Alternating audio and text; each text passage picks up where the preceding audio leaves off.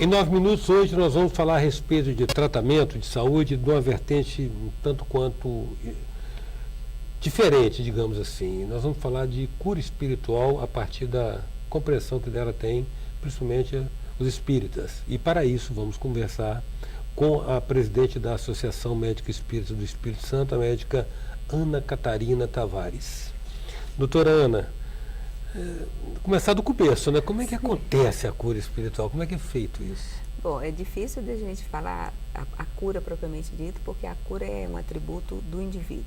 É o indivíduo que cura-se. Agora, quando a gente fala em tratamento espiritual, é preciso inicialmente conceituar o que seja espiritualidade, o que seja religiosidade, em que a espiritualidade é essa busca do indivíduo para o transcendente, para as causas, de onde vim, para onde vou, onde estou, o que sobrevive ao meu corpo após a minha morte, ou desencarne, conforme seja a sua visão religiosa ou filosófica, enquanto que a religião ela é dogmática, ela é vinculada às normas e a determinadas crenças e exigências, que toda religião, no geral, é espiritualista, mas nem toda pessoa espiritualista é religioso. Então, quando se fala em tratamento espiritual ou cura espiritual, quando ocorre uma cura, a gente está se referindo a uma terapia complementar que foi utilizada, uma terapia energética, auxiliando aquele indivíduo a recompor-se do ponto de vista orgânico. Veja bem, hoje em dia está muito claro, está bastante difundido o conhecimento de que doenças são ligadas às emoções, nascem das emoções. Por isso até há quem defenda a tese de que o termo psicossomático não é mais cabível como, digamos assim, como discriminação de uma certa categoria de doença. Em tese, todas as doenças seriam psicossomáticas. Aí o sentido da pessoa, então, estaria na causa dos males físicos de que ela padece? As emoções, elas são intrinsecamente relacionadas com o processo do adoecimento. Você não vai encontrar nenhuma pessoa doente feliz, sentindo uma dor feliz, pulando de alegria porque está sentindo uma dor. E, por outro lado, muitos estudos têm demonstrado alterações orgânicas em virtude de emoções. O mais comum, que é conhecido de todos nós e que é popularizado, divulgado amplamente, são as relações do estresse com a saúde física. O estresse, ele vai liberar determinados hormônios, determinadas substâncias, ativar a glândula suprarrenal, que vai fazer com que a glicose, a noradrenalina e a adrenalina sejam liberados, e esse estresse crônico, ele vai propiciar ou favorecer o aparecimento de muitas doenças, inclusive doenças cardiovasculares, agravamento de outras, como a hipertensão, por exemplo, é uma doença que se agrava muito com o estresse, gastrite, as doenças do aparelho gastrointestinal. Todo mundo já ouviu falar na gastrite, fala-se popularmente a gastrite nervosa, a úlcera nervosa, porque são situações de adoecimento iniciadas ou agravadas por estresse crônicos. Então, a emoção, ela realmente está, se ela não está na base, ela está caminhando lado a lado com aquele processo de adoecer. E como é isso, doutora Ana, na visão espírita, eu não estou dizendo da visão espiritual, na visão espírita, a doença no espírito preceder a doença no corpo? Nós acreditamos que existem basicamente 3 corpos: o corpo espiritual, o perispírito e o corpo físico. O perispírito sendo aquele corpo energético sutil que faz a ligação entre o espírito e o corpo físico. Algumas denominam, o mesmo nome pode ser aplicado para a alma, seria o perispírito, para tornar mais facilmente compreensível para o seu público, o nosso público que não é espírita. A alma, esse perispírito vai ligar a alma ao corpo físico. Então, acredita-se que todo o processo de adoecimento, ela surge aí no perispírito. E ela vai se transmitir ao corpo físico, molécula a molécula, célula a célula. Então, a base do tratamento, da terapia espiritual proposta, está exatamente nessa crença que é evidenciado por alguns estudos de escolas espiritualistas. E aí você vai intervir no corpo energético. Esse corpo energético, ele é muito influenciado pelas emoções também. E na medida em que você equilibra esse corpo energeticamente, seu corpo físico ele estará equilibrado e apto a se restabelecer. Isso, de certa maneira, isso dá fundamento àquele conhecimento, aquele poder que alguns paranormais têm, às vezes, de fazerem diagnóstico, olhando a pessoa, porque conseguem identificar cores diferentes na aura das pessoas? Isso sim. Agora, essa identificação que alguns paranormais têm, porque alguns percebem a própria alteração do órgão adoecido no seu correspondente espiritual e outros percebem alterações de cores. Isso vai ser basicamente do tipo de percepção que o indivíduo tem. Então, eu posso não perceber cor e conseguir detectar uma alteração no seu corpo energético. E eu posso perceber a cor e dar um significado àquela cor como alteração ou não do estado emocional ou alteração de adoecimento. Bem, voltando só ao início da nossa conversa, está claro para os médicos espíritas esse vínculo, então, entre sentimento e doença? Está claro para os médicos espíritas e para muitos médicos não espíritas. Esse vínculo entre sentimento e doença e este vínculo entre a religiosidade e saúde. Note que em 2004 tem um trabalho publicado no Jornal Americano de Psiquiatria, onde foi seguido durante 12 anos 557 adultos. E esse trabalho mostrou uma importante relação, e aí quando você me pergunta também sobre a questão das emoções, esse trabalho vai evidenciar um pouco isso, quando ele vê a interleucina 6, que é uma proteína fabricada pelos leucócitos, que são células de defesa do organismo, ela está vinculada a doenças como Alzheimer, câncer, algumas doenças cardiovasculares, estresse. E esse estudo mostrou que aqueles que tinham uma maior vivência religiosa, uma religiosidade intrínseca, ele tinha um nível de interleucina 6 menor e, portanto, ele mostrou uma maior sobrevida desse grupo de adultos seguidos durante 12 anos. Não foi um tempo pequeno. Ou seja, aí é uma evidência científica do ponto de vista material até. Do ponto de vista material. Existem muitos trabalhos dessa natureza. Em 9 minutos, nós estamos conversando com a presidente da Associação Médico Espírita do Espírito Santo, a doutora Ana Catarina Tavares. Voltamos já.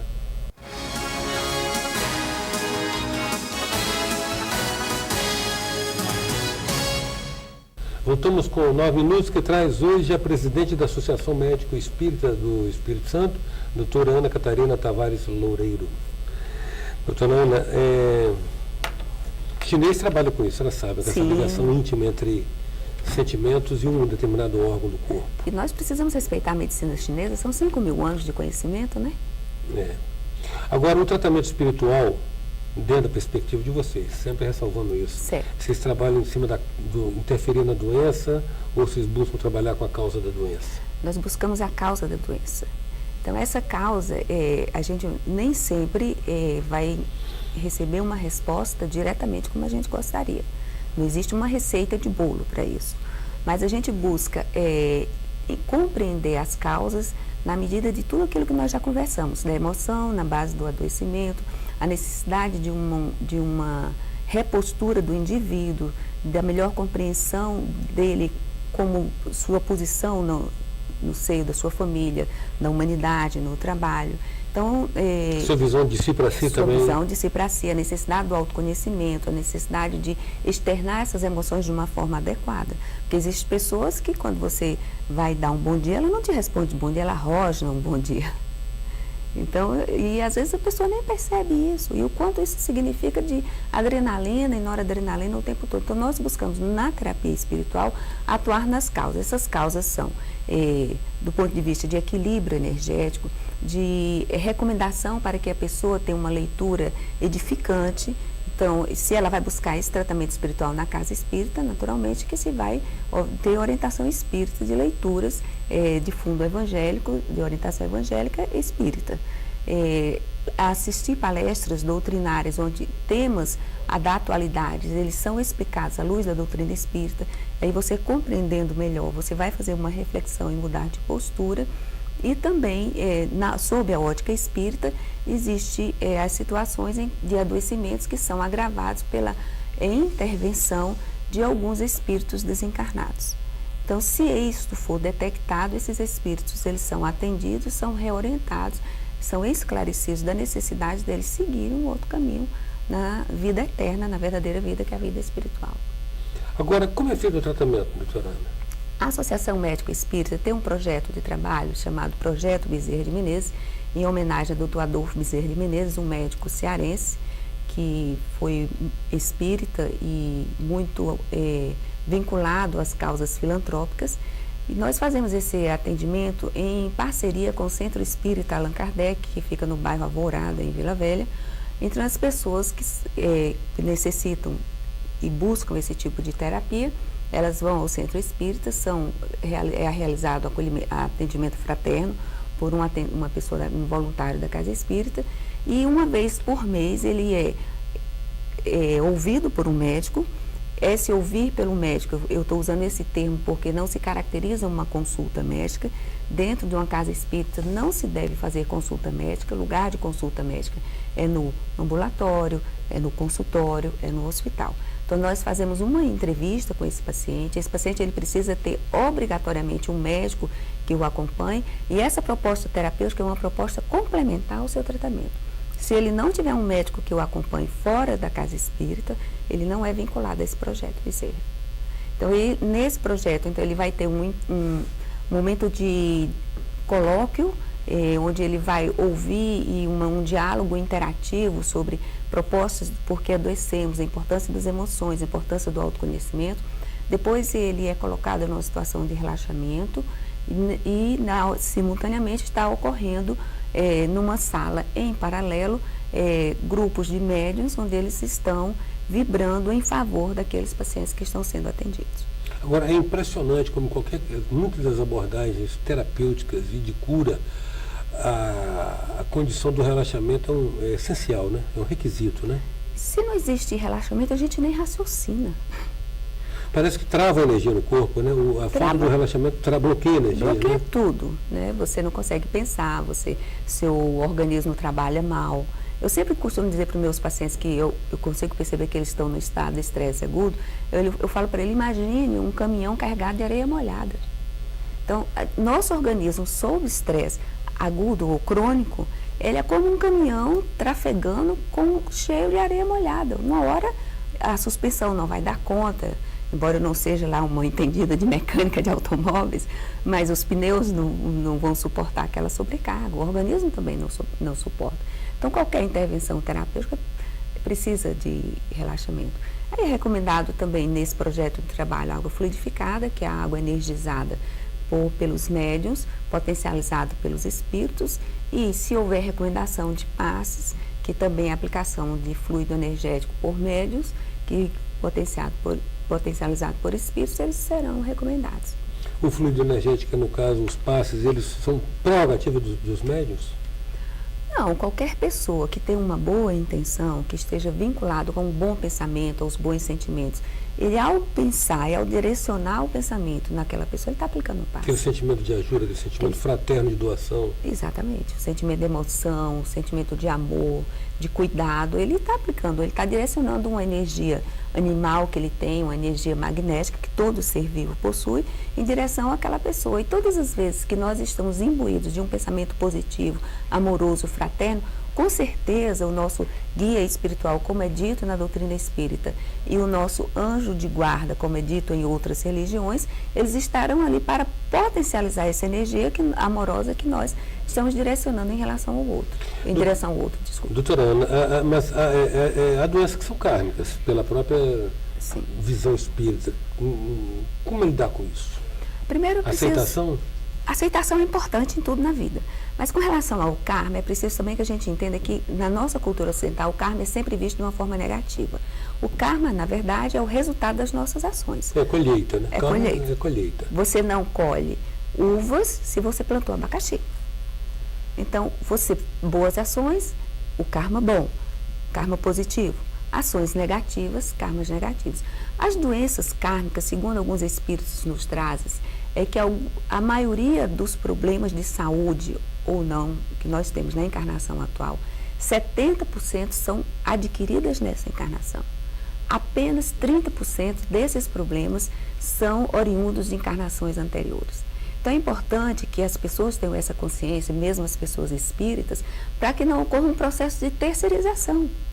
Porque esse processo de terceirização acaba se transformando numa negação. Então, a pessoa não se esforça para se cuidar, não se esforça para assistir às palestras doutrinárias, tomar passe, algo fluidificado. Cai no fatalismo, né? Exatamente, reforma íntima, porque é meu karma. E como é meu karma, não tem jeito. Mesmo quando é o karma, tem atenuantes.